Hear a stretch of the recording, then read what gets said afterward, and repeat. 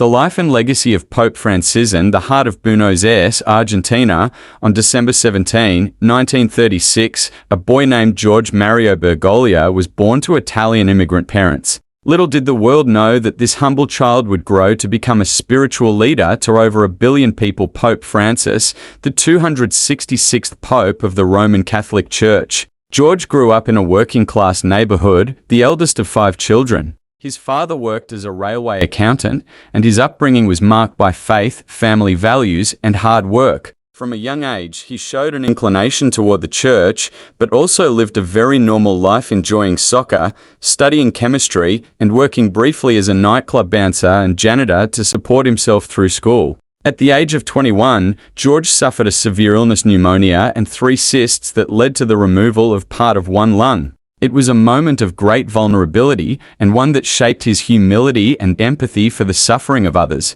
In 1958, he joined the Society of Jesus, the Jesuit order, becoming a priest in 1969. His journey through the church was marked not by ambition, but by a deep commitment to simplicity, social justice, and service to the poor. As Archbishop of Buenos Aires, Bergoglio chose to live in a modest apartment rather than the bishop's palace. He cooked his own meals, used public transportation, and spent much of his time in the city's poorest neighborhoods. His reputation was one of quiet strength, compassion, and humility. Then, on March 13, 2013, history was made. Jorge Mario Bergoglio was elected Pope, the first Jesuit, the first from the Americas, and the first non-European Pope in over 1,200 years. He took the name Francis after Saint Francis of Assisi, a symbol of peace, humility, and care for the poor. Pope Francis brought a new energy to the Vatican. He emphasized mercy over judgment, love over dogma, and dialogue over division.